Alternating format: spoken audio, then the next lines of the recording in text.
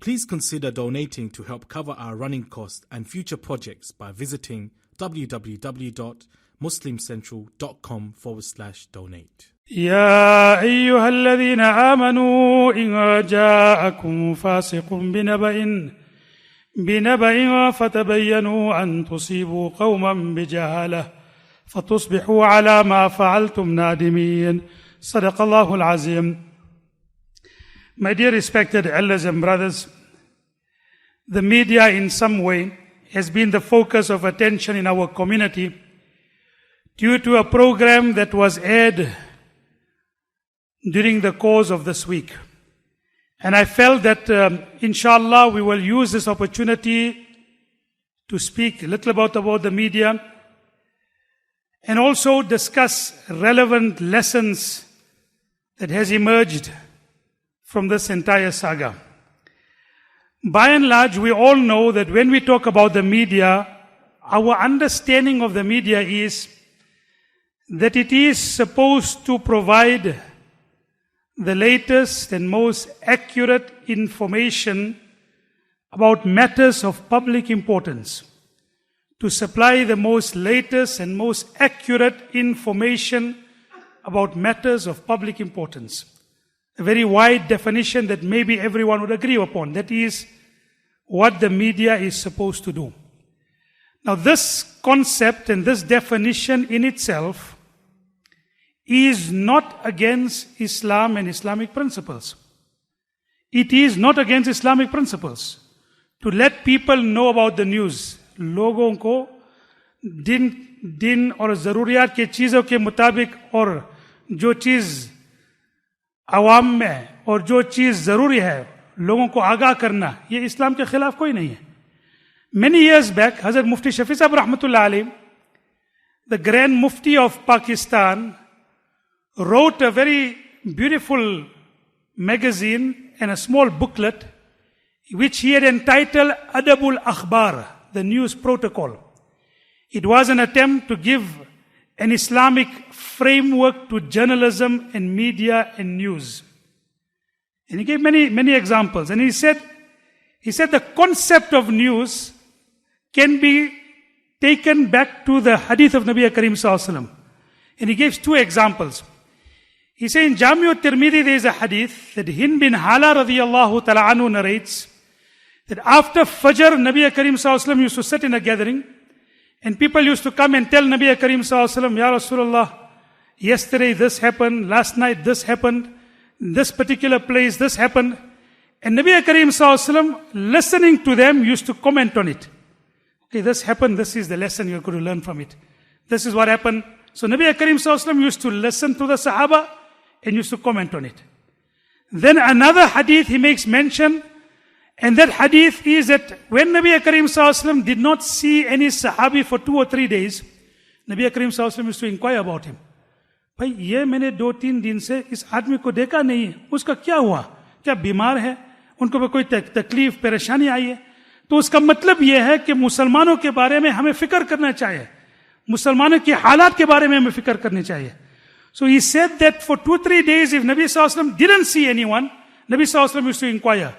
That means from there that we need to be aware about the condition and the aspects of our Muslim community. So this two ahadith, he says, proves the permissibility of media and news that Nabi Karim Sallallahu Alaihi Wasallam had made mention. However, he's given certain conditions with regard to how the news must be propagated, how the news must be given. And one very important point he made mention, and I find it's so important that today many a times people miss this aspect. And he said that those things that are permissible or those things that are not permissible in day-to-day affairs, if those things that are not permissible, for example, those things that are haram, they don't become permissible just because you got a mic in front of you, or you're speaking to an audience, or you're speaking on a radio, or you're speaking on a TV. He said, जो चीजें हराम है दिन के दिन, जो रोजमर्रा की जिंदगी में, तो वो मीडिया में आने की वजह से वो कोई हलाल नहीं बनता. It doesn't become halal just because it came in the media, or you are in the media. So for example, Allah says, "La yaskhar qawmun min qawmin asa yakunu khayran minhum." It is not permissible for you to mock at another person. Perhaps the person you are mocking is better than you in the eyes of Allah. So that is a general principle. وَلَا يَخْتَبْ بَعْدُكُمْ بَعْدًا. Don't backbite one another, Allah says in the Quran. Now those things do not become permissible because you are articulate and you got a mic in front of you.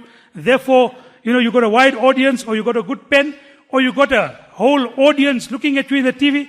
It doesn't all of a sudden become permissible for you to mock at another person because you got the media in front of you. Or it doesn't become permissible to backbite. Nabi Karim Sallallahu Alaihi Wasallam had said, "Man satara Musliman." Whoever conceals the fault of another Muslim, Allah will conceal his faults on the day of Qiyamah. That principle, as much as it applies to day-to-day affairs, it applies to the media. It applies to a person who's got a good pen. It applies to a person who's articulate with his speech. And it also applies to a person who might be engaging in the visual media. Right? So all of that, and that's a very important point. However, after making mention of this, is also a fact that today, by and large, the media does not operate under those particular ethics. What is ethics for them? Ethics has been gone out of the window many a times in many parts of the media. We can't generalize. There are people who are very committed to journalism. They are very committed to their profession. There is no doubt whatsoever. You have to also give credit where it is due. But there is this aspect that many a times, overall, there is a particular negative perception with regard to the media, which has been fed by controversy, which has been fed by recent events. Like, for example, the news of the world. We know that there was a whole scandal of the news of the world in the United Kingdom. The newspaper had to close down. Nothing was sacred. 4,000 phones were hacked illegally. 4,000 phones were hacked illegally. Even the people who had gone through difficulty, whose children were kidnapped, whose children were taken and abducted, they used to hack those parents' phones to see what had come out, what are they speaking about, so that they can sensationalize the news. They can have an exclusive in their newspaper. To that extent. And now normally people say that there is a difference between administration and the media. Media is separate, media is independent, government is independent. But yet the very CEO of News of the World, Rebecca Brown, who is now, discredited, during her wedding, Gordon Brown and David Cameron, presidents, past presidents, and future president of the United Kingdom attended her wedding. It is said that when Robert Murdoch, who's had a very wide empire, if he had to call any president asking for an interview and asking for a meeting, he would have perhaps got a meeting easier and more willingly than even perhaps another prime minister of another country. And this is the power and the influence of the media. But of course we know, this is the type of things that has happened. You can't then, although news has been provided, but you can't separate the news from the views, from the agenda, from the bias, from the prejudice of the newscaster. You can't do that. You can't separate the news from the bias and prejudice of the media mogul or media baron. All of that is happening. For example, during the Norway bombing that took place, right, where a right-wing Christian was later on found to be guilty, the initial reaction of perhaps most of the media networks was this was a Muslim who was involved, by and large. And not only right-wing newspapers or right-wing media, perhaps everyone started pointing fingers at Muslim. So the Sun newspaper in UK had Al-Qaeda massacre before anything was even done. Never mind Fox News, which is supposed to be extreme right. Even the BBC, who is supposed to be more moderate, supposed to be accurate, made mention that this is a 9/11 moment for Norway. CNN went on to say that the fact that a newspaper had been targeted give indication that it is a Muslim who was worried about the depiction of Nabi Karim Sallallahu Alaihi Wasallam by the very same newspaper.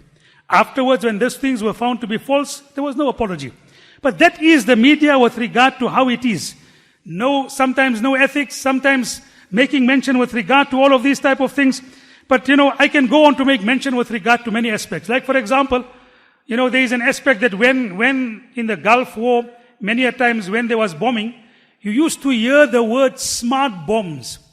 That America and UK have become so technologically advanced that smart bombs now only go to the target and no collateral damage, doesn't damage civilians, doesn't harm civilians. Later on, John Pilger was to reveal that out of those smart bombs, only 8% was effective. Let me repeat that. Only 8% was effective. So this is the aspect with regard to the media. Sometimes you get the impression is gather as much information and then distort it as much as possible. Sometimes that happens. So all of this, but I'm not going to talk about the media per se. This is just to give an introduction. What do we learn from this? Let us take lessons, and let me just make mention of why we're making mention of this. The first thing, brothers, as I made mention, there are general rules of the Sharia that do not get in any way side or waylaid just because the media is involved. There is one golden principle of verifying our facts. Verifying our facts is something that the Quran tells us. Now, there's a very interesting incident about Socrates. Socrates was a very famous, poet, philosopher many years back. Many instances and many incidents are related to him. One of the things that is related to him, slightly humorous, he said that one day his wife was nagging at him. Wife was nagging, and he was just keeping silent. Perhaps gives us a good indication what must you do when someone is nagging. But be as it may, keep completely silent. And after a while, she became very, very angry because of his silence while she was railing and she was angry. So she took a bucket of water and threw it upon Socrates. And he said, it has been truly said, after lightning, there is thunder. After lightning, after anger, there is thunder. Water came upon me.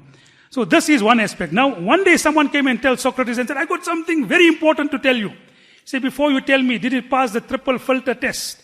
He said, what do you mean by triple filter test? He said, first tell me, is it true or not? Is it true or not? He said, well, I don't know if it is true, but people are talking about it. What did Nabi Karim Sallallahu Alaihi Wasallam said? Forget Socrates, kafa bil mar'i kadiban ay yuhadditha bi kulli ma sami. If you hear a person telling, that someone said such and such, you can call him a liar. It is enough for a person to be called a liar that he relates everything he hears. Call him a liar. Forget Socrates, the Nabi Karim Sallallahu Alaihi Wasallam told us this. So Socrates said, is it true? He said, well, I'm not sure. I heard it from other people. He said, well, it failed the first test. He said, the second thing is it good? And no one passes good messages around. When someone tells you, I got something very important to tell you, it's definitely not good. By and large.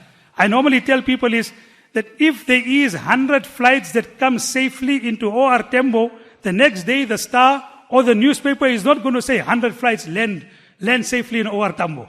They're not going to publish good news. No one is going to buy it.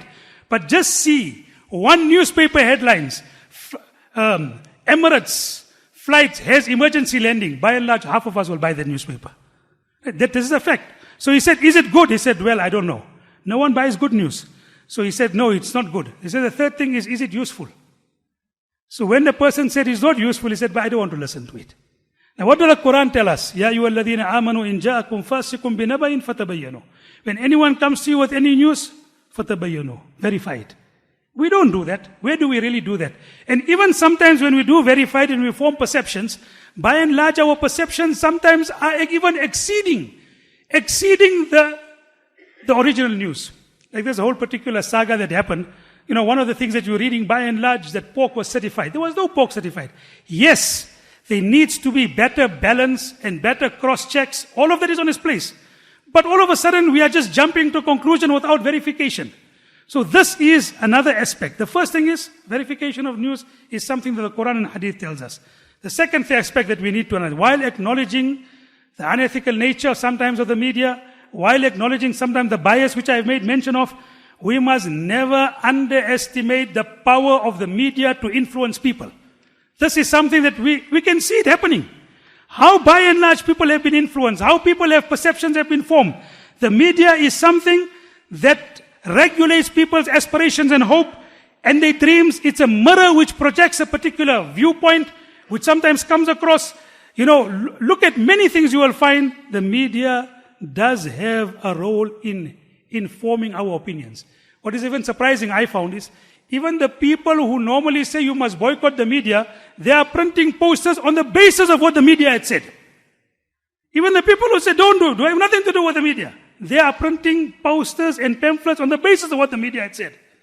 And I find this very, very amazing. It's something that we've got to keep in mind. And those people who say that we will not engage the media, we will do nothing to do with the media, we will close our office doors when they come. You saw the result of what happened. Those people who say that we are not going to engage with the media, you saw what actually happened. Close the doors. But what happens when you close the doors? The perceptions are still formed, whether you like it or you don't like it. And this is something which we have always made mention of in the Jamiyah. As much as we agree with some of the unethical natures, you cannot allow people to rule perceptions that have been made by the media without your contribution in it. From 9/11, previously, maybe before 9/11, Muslims could have afforded to stay in one exclusive private corner. Since 9/11, we are main news, whether we like it or not.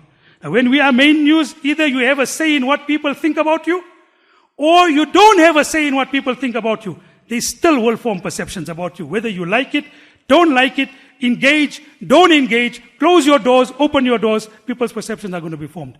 When I went to Rwanda, one of the things I asked the person who was taking me around with regard to the massacre, I said, what was the single biggest cause for the massacre? And he told me, the radio. I said, what do you mean? He said, the radio were publishing from the government side, go and kill this particular group. And people were following the radio. So for people to say that we're going to sit back and not engage or just sit back is something that is extremely short-sighted. So this is the second thing that we've got to keep in mind. Perhaps use the media, but do not allow yourself to be used. I don't know if that is always any way possible, but that is aspect that we've got to keep in mind. Be careful of messages that undermine our values. We have an arbiter. And it's so sad that sometimes we don't use that arbiter. What is our arbiter? The Quran and Hadith. The Quran and Hadith is our arbiter. And that is something that we always got to keep in mind. Whenever anything comes in, we weigh it in the scale of the Quran and Hadith. So you'll find sometimes even words that are used in the media undermine our values. I normally make mention of it. Previously people, when they used to write about homosexuality, they used to say sodomy. Now Sodom comes from Sodom, which was a place where Allah punished the people because they were involved in homosexuality. By and large, today you never see anyone using the word sodomy. What do they use for people who are homosexuals? Gay. People who are happy. But we are gay, not they. Why must we give that particular definition to them? Subhanallah. But everyone uses that word. But what have they done? What have they achieved in that? What they've achieved is to lighten the evil nature of what Allah has said is haram. So if you say gay, so what is this? It's something that we've got to keep in mind. What does Allah say? إِنَّ الَّذِينَ يُحِبُّونَ أَن تَشِيعَ الْفَاحِشَةَ فِي الَّذِينَ آمَنُوا لَهُمْ عَذَابٌ عَلِيمٌ. If those who love to publicize immorality, for them is a severe punishment. End of all the back pages. Finish. إِنَّ الَّذِينَ يُحِبُّونَ أَن تَشِيعَ الْفَاحِشَةَ فِي الَّذِينَ آمَنُوا لَهُمْ عَذَابٌ عَلِيمٌ. So what is our arbiter? Be careful of messages that come, even sometimes in word, which undermine our values. In all aspects, all aspects that come from the media, I think a very important point, are not necessarily against Islam. Again, the arbiter is our Quran and Hadith. Now all of a sudden we think about transparency, accountability, well that comes from the West. We've got nothing to do with it, subhanallah. Where does it come from? Accountability and transparency didn't come from them. It was born from our teachings. It was Umar radiallahu ta'ala who held people to account. Who were in public places. Last week we made mention of Abu Ubaidah ibn Jarrah, his incident. What was that incident? Umar said, oh Abu Ubaidah, I want to come to your house. So Abu Ubaidah said, oh Umar, don't come to my house, we'll find nothing. Umar perhaps said, no, you're saying no, maybe I must come. And he went into the house, he saw the sparse, living aspects of Abu Ubaidah, and he said, oh Abu Ubaidah, the world has changed many people, but it has failed to change you. But Umar, when any governor used to come from abroad to Medina Sharif to visit his family, Umar used to put a spy on the road. What is he bringing back home? Just give me a note, what is he bringing back home? If he's bringing it back home, is it bringing it with his money or public money? Look at what is happening in Limpopo today. Absolutely, these type of things, transparency, accountability, come from Islam. Umar used to ask every governor to write down what he owned before he became a governor, and after he was finished as a governor, what did he own? To compare the two things. So this transparency and accountability is not something that comes from the media, it's our thing. And we have to bring it into our lives. Just because it is highlighted in a particular way from the media doesn't make it wrong. Umar radiallahu anhu was one day speaking, and someone said, "Oh Umar, we won't listen to you." He said, "Why won't you listen to me?" He said, "Yesterday you gave a piece of cloth from the Baytul Mal.